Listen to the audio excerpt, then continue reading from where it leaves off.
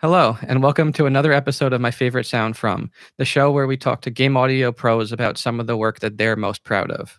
With me today, I have Rachel Dziezynski, an absolutely wonderful sound designer who currently works as sound designer at Riot Games. Today, we'll be looking at one of the sounds she created for the game League of Legends. I look forward to getting into it. So thank you so much for being on the show. Thanks so much for having me.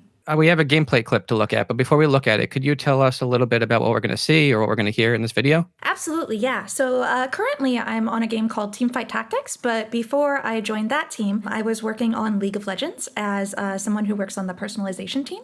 So that would include making content for things like skins, wards, some of the overhead emotes that you see in game. So the clip that we're about to look at today is from a skin that I worked on called Astronaut Bard, and we'll be specifically looking at the vocalizations for the meeps.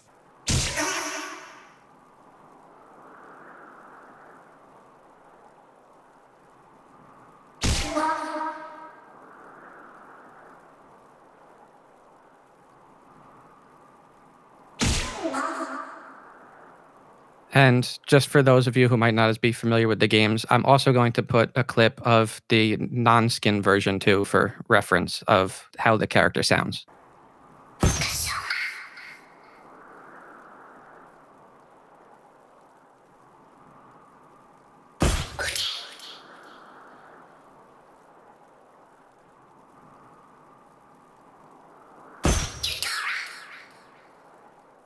Out of all the sounds that you've worked on, or on Teamfight Tactics or any other games, why did you choose this one when I asked you to be on the show? What made you want to showcase this or made it meaningful to you? Yes. So I think the first thing is, one, I just love making creature sounds. And this skin in particular was just such an awesome experience. The meeps are super cute, so I was really, really excited to be able to make a sound for them. Another thing that I was really proud of with this sound in particular was that I was able to take a fairly unusual source, and it really pushed me to be very creative with both the source that I used and also the processing chain that I used on it as well. There was also a lot of challenges around making sure that the meep vocalizations felt similar to Bass Bard, while still making it sound very unique for the thematic as well.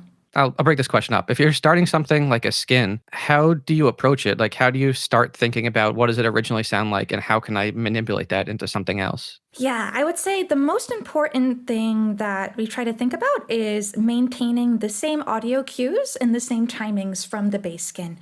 Because League of Legends is a competitive game, we want to make sure that all of those audio cues are preserved between base and the skin, so that way that there's no competitive advantage if you're using one skin over another, or even a competitive disadvantage if, let's say, you can't hear your audio very well, or for the other team if they can't hear the spell very clearly. So we always look to base as a template first, and then after that, we'll start thinking about, okay, what are the most important things we want to preserve? And then what is the new thematic that we're working in? What kind of material do we want to add? And just kind of combining those two things together.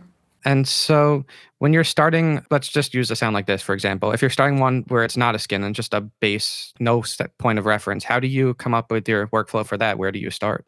Sure, yeah. So if I'm working on just a new product in general, the very first thing that I'll do is first kind of brainstorm the general gist of what I would want the sound to be. So this could include things like, what type of thematic is it? What are the most important gameplay cues? What do the visuals look like for it? And what I'll do from there is I'll gather source material first that I think will fit into the different categories that I've defined from the first brainstorming session. After that, I'll go through and do a process that we call building blocks at Riot.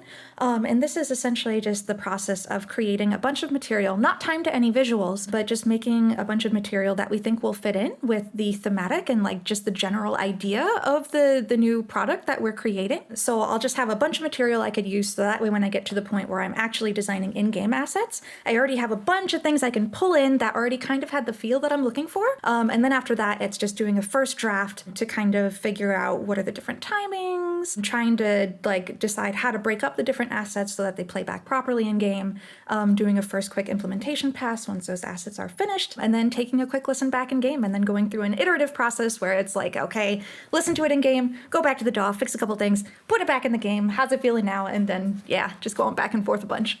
So can you give us a breakdown of how you approached this sound originally? I know in a little bit we'll look at a sample of how you might approach a similar sound, but for this sound, what did you kind of work through to get to the final result we just heard? Yes, of course. So initially what I did was kind of similar to how I was explaining the process before. I spent some time kind of brainstorming around what type of sound I wanted to make. So in particular, I thought a lot about how the meep might vocalize. You know, it's super round. It's got this cute little mouth that looks like it would just go flop, flop, flop, right? So I knew I wanted to find something that was a little bit shorter, and also wanted something shorter so that it would match better with the bass vocalizations as well. So the source that I actually ended up settling on was burps, really short burps. So what I did from there was I chose a couple of burps that were shorter, and then I started by doing a pretty significant amount of pitch and formant shifting to get it so that it matched the small size of the meeps. After that, I used a harmonizer to add a little bit more color and to add more of like the alien feel to the vocalizations. Once that was done, I used a bit of EQ to notch out some of the really resonant areas to help it sound more natural again. After applying a couple of different effects to it, I added a first round of reverb to help put it into the space and make it feel like it was in space as well. The next thing I did was I added a fairly large delay to help it better match the bass vocalizations, and then I did one last round of EQing at the end to once again get rid of really resonant parts of the vocals. It sounds awesome. And I have to ask two questions here. Of The course. first is when you're coming up with these signal change, how much of them is putting stuff on and being like, oh, I hate that, and taking it off and trying completely different things? And how much of it is just because you've done this so many times, you know what you're going to want or what you're going to expect? It's definitely a combination of both, right? I feel like there's just a couple of go-to plugins that I have. Like I'm always going to need EQ. Like there's certain reverbs that I really like that I tend to gravitate towards. But yeah, no, there's definitely still a huge part of it that's just like, I need to do something like way out of the ordinary here. I don't know. I'm just going to try this thing on there. Okay, maybe it didn't work. Try the next thing, right? So... And then, of course, I have to ask, are these stock library burps? Or are you messaging people like, hey, can you burp for me? How do you source burps? Yes. In this case, it was some burps that we already had in our library that I was able to pull from. I'm glad that was just material you already had ready in case you ever needed it. Always got to have the burps ready, you know? Yeah. It's the important sound design material. I don't think any movie or game comes out without them. Okay, so let's take a look at an actual Cubase session and see what this looks like in practice. Perfect. Awesome. So the Cubase session that we have here is not the one that I used to create the sounds, but is rather a recreation of a version of what's in game. So the sounds that you see here are just some things that I recorded myself. And then the chain that we have to create the sim effects in game is just using stock plugins from Cubase. What I wanted to show here was that you don't need a ton of different plugins to be able to recreate the sounds that you hear in game. So first things first, let's go ahead and take a listen to what we have in the session.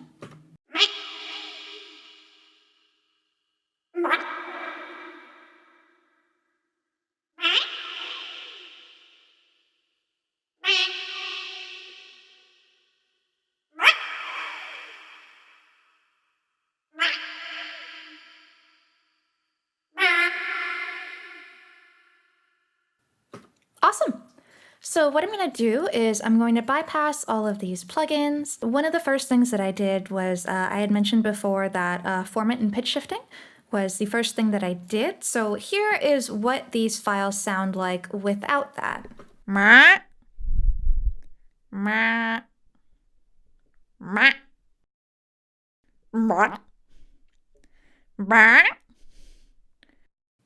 So that's just me mimicking the noises from the game.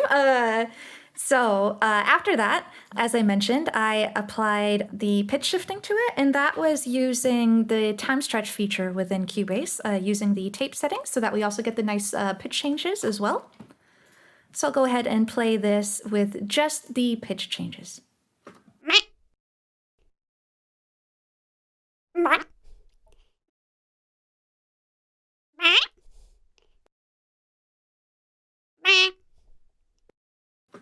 So great, now we have something that is mimicking the smaller size of the meep. The next thing that I did was I applied a little bit of chorusing to get the more alien effect, to get some of that nice doubling.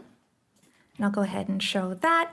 Actually, a lot of my process for this was I like to just start with a preset that gets me like 70% of the way there. And then what I'll do is I'll make adjustments to this to taste. So in this case, I made some adjustments to the mix and the rates of each of the parts of the chorusing.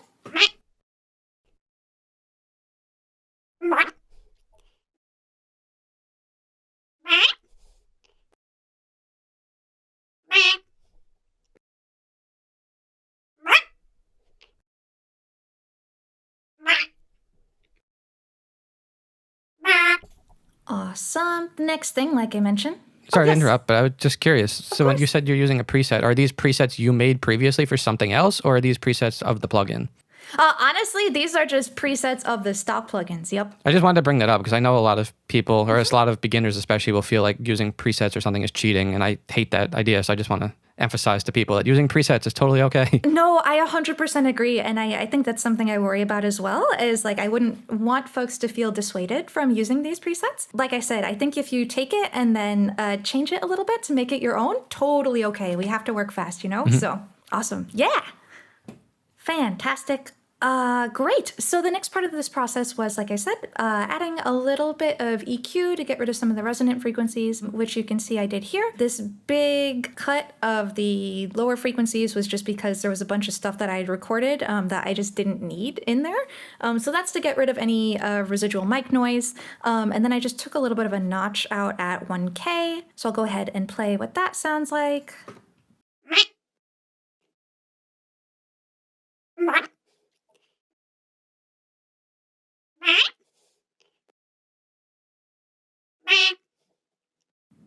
Still pretty similar, just kind of cleaning it up a little bit. Our next step here is to add the first round of reverb. This is actually one of my favorite reverbs, this FX auxiliary verb. I actually use it a ton in my day-to-day sound design as well. And the thing that I really like about it is that it just adds like just the right amount of space. I found it's especially useful for like magical sounds. But I'll go ahead and play what that sounds like with the reverb.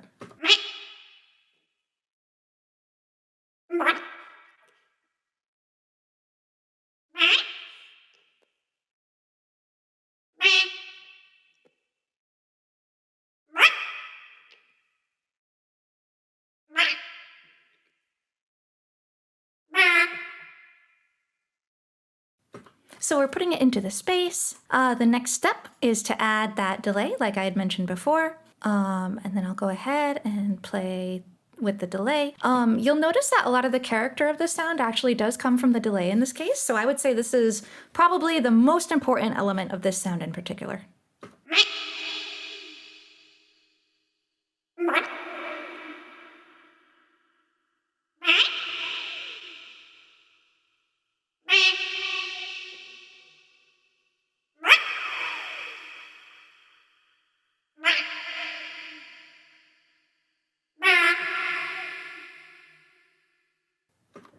Excellent. And last but not least, one more round of EQ here. The same thing, I just wanted to get rid of some of the fluff in the low end. A lot of brightness was introduced between the reverb and the delay.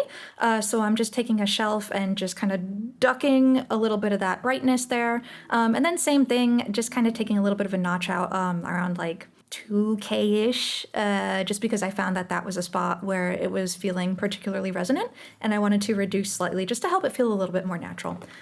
So now we are at the final sound.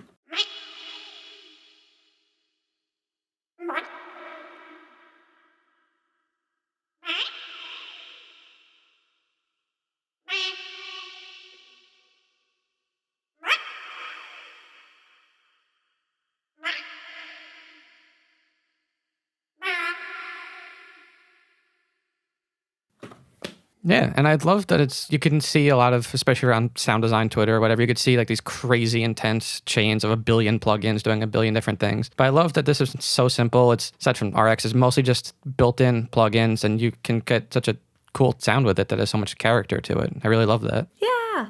Yeah, for me, I find that the most important part of my sound design process actually comes down to choosing the source. And then from there, I'll just make the processing adjustments based on that. But I feel like if you start with a good base, it's pretty easy to find other things that kind of go together and to create your final sound from there. So you just mentioned you like a lot of the sound or the character of the sound to come from the source. Picking your source and doing this, how much of it is you already can hear in your head what you want it to kind of sound like when you're hearing the sources? You're like, I think this source could turn into this really well. And how much of it is this source has some kind of character I like, and then the plugins are just kind of experimenting on that afterwards? Ah, that's a great question. I would once again say it's a little bit of both. I do think in certain cases, like there's definitely been times where I'm like, okay, I know I need like this type of electricity or like I need this kind of transient at the beginning of the sound. And I have like some go-to things that I just tend to grab and I know that it'll get me like that type of sound.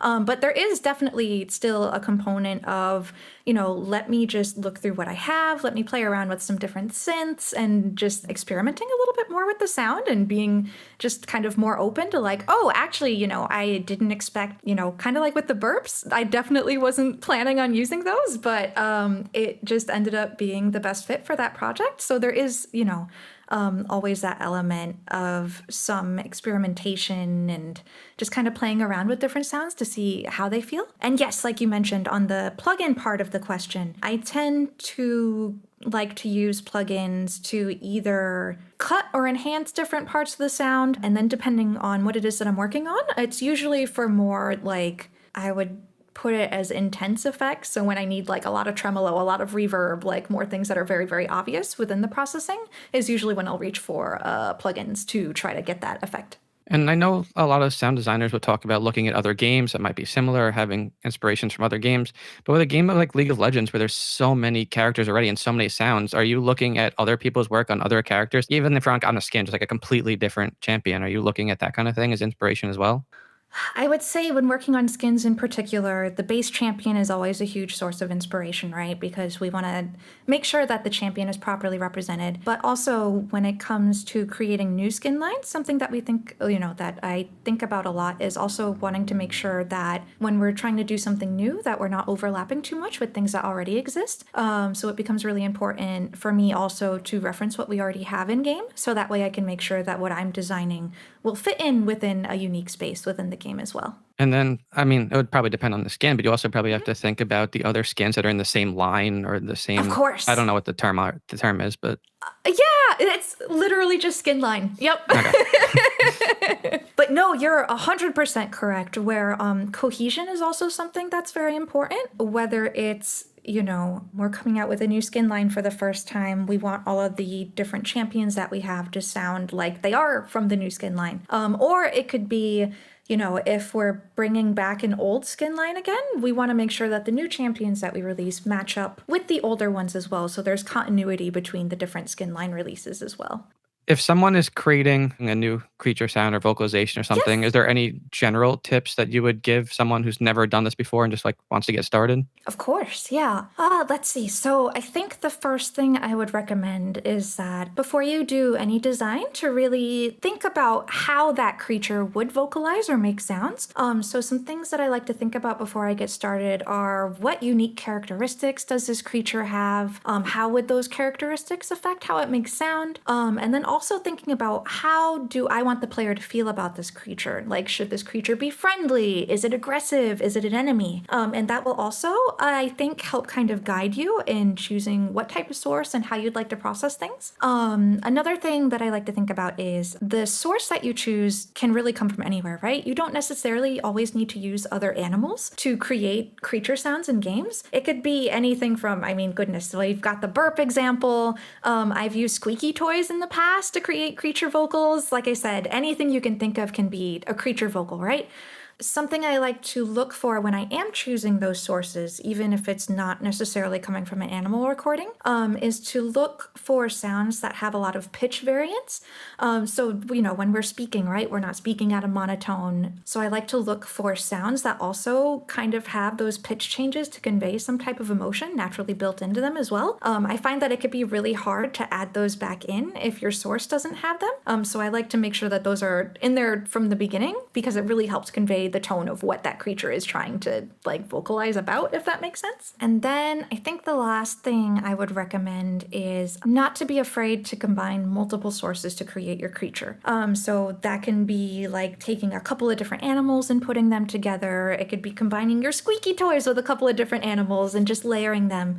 Really what it comes down to is taking the best parts of each source and then putting those together to create that creature so that it sounds very convincing once you match it up against the visuals. Yeah, I love that. And especially the pitch variation, how that can really just give emotion or connection. I mean, I think the example that always comes up about is Wally, is how insanely emotive it is with such a simple sound. And it's all about that pitch. That was so awesome. Thanks so much for being on and sharing all of this workflow with us. It's been great. No, thank you so much for having me today. Yeah. And before we wrap up, is there anything you want to promote or plug or anywhere that people can follow you? Sure, yeah.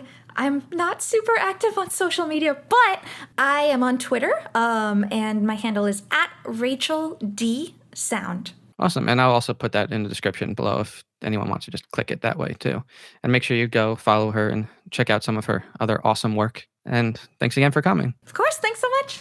Thank you so much for watching this show. These episodes are a lot more difficult to make than I anticipated when I had the idea for this show, so your support really means a lot. Things like liking, sharing, subscribing really help me make more episodes and hopefully not a large gap in between each episode coming out. If there's any games or any guests that you would like to see, please feel free to leave them in the comments below. I'd love to hear your suggestions or just kind of want to know what you want to hear about in terms of game audio. So I look forward to making more episodes. Really, I know I said this already, but please like, share, subscribe, all that stuff. It really, really, really does help. And thanks again for watching.